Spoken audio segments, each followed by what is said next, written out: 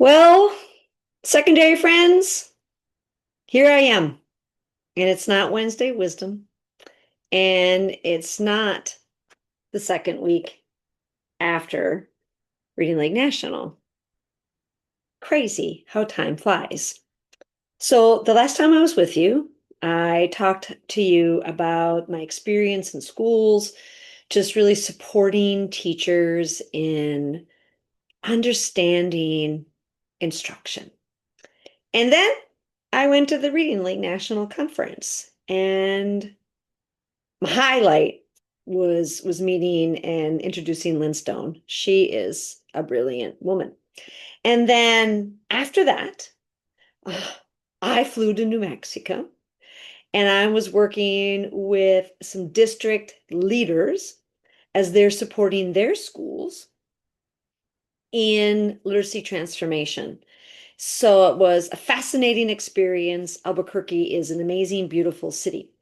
And then I came home and then I flew out to Wyoming because I was working with a school there and English language arts teachers, special educational teachers, really helping them understand about how to improve their explicit instruction in the core.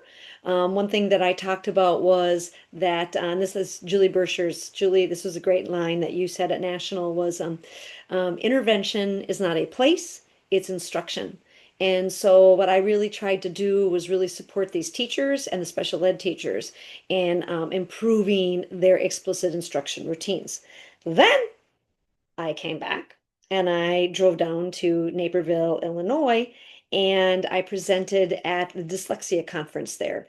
Not only am I a national board certified teacher in English language arts and an experienced teacher in the secondary space, um, I'm also a dyslexia interventionist. So I know how to teach poor responders kids to read.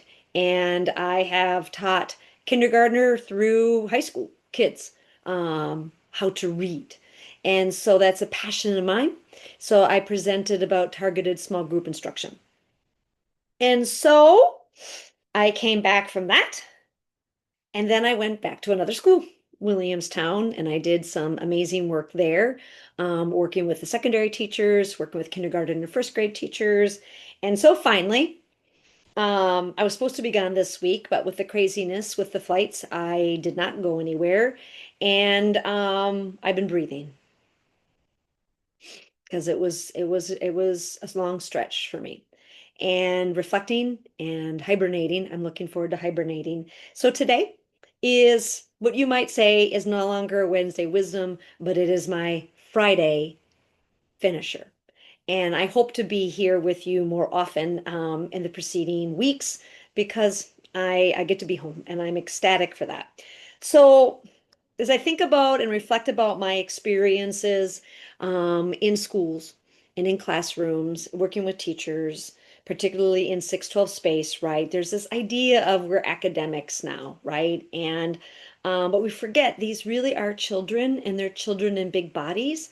And they really do need the same social and emotional, they have the same social and emotional needs, right? That small children have. So what we really have to do in our second, as I talked about teaching critical content, I'm kind of going to segue off of that. Like, yes, we need to ensure that we are creating an organized space for learning. And I've been studying and reading a lot about attention, Stanislas Dehaan's work, and illusions of instruction. I've been reading that one, as well as cognitive load. And so what we have here is we have intrinsic load, which really is the difficult task, and we have extrinsic load. So people, adolescents, they're really hard children to maintain focus, right? Particularly in this world of media and smartphones. So sometimes we feel like we are dancing on the ceiling in order to get their attention. I get it. I was there with seventh graders. So if we really want to set the stage for learning, the first thing we need to do is get rid of any extraneous materials in our room that take away attention. I know we want to have feel-good posters on there, but my friends, we need to take them down, right? Only thing that should be up in our room are tools for teaching. Anchor charts. That's it.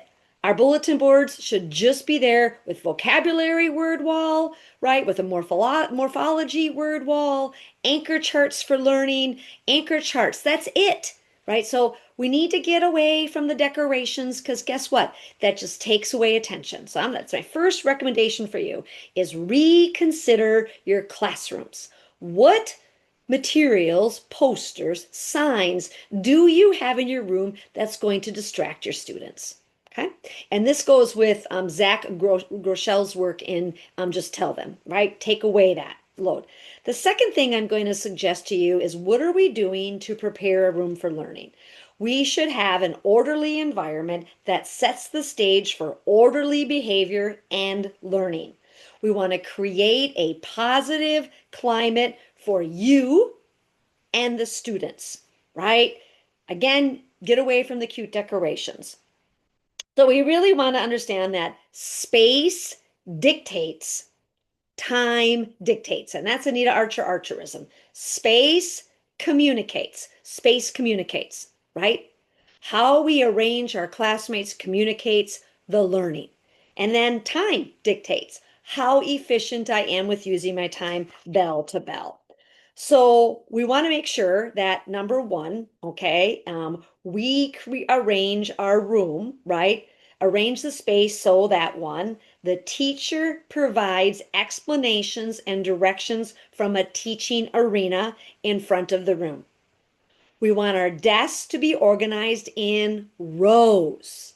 Rows, my friend, right? Rather than cooperative groups. And I always taught in rows. Matter of fact, I taught in paired rows, right? So my students, I had a pair with them. And again, as I talked earlier, they're sitting by someone that they can work well with, right?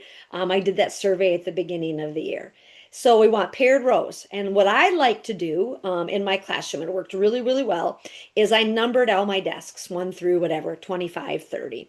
So I had odd, even, odd, even, odd, even. So I could very quickly do a think, pair, share with accountable talk with those numbers on the room table. And then I had matching numbers. So if I wanted a cold call, I could pick up number 12. Okay, so I would highly recommend that as just an organizational strategy because it was effective and it was efficient and the kids knew they were there to learn.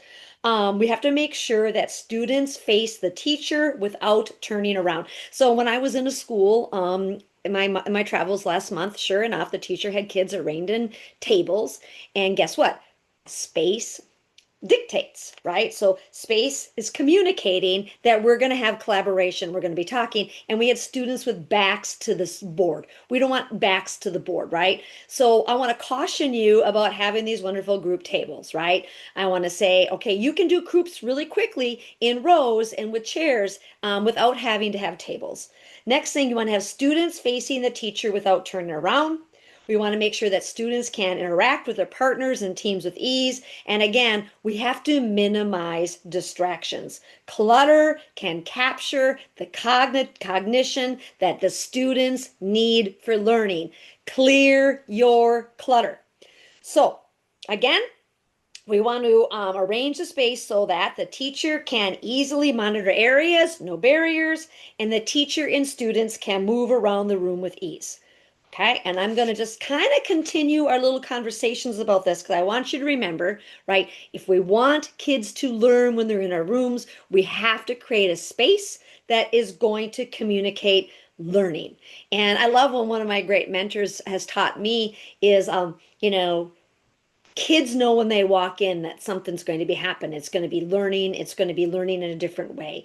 And so we have to be thinking about how we are creating our space for learning, how we're reducing that extraneous load. So again, you can reach me on my website. You can reach me through emails if you have any questions regarding about how to create a space for learning. So have a great day. We will continue this next week and have a wonderful, wonderful weekend.